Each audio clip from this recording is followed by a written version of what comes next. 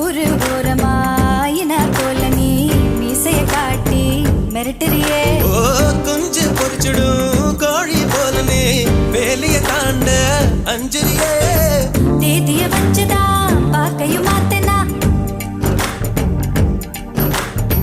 தேதிய வச்சுதா பாக்கையும் மாத்தனா. எல்லைய தாண்டுவேன் ஓ இஷ்டம் போலத்தான்.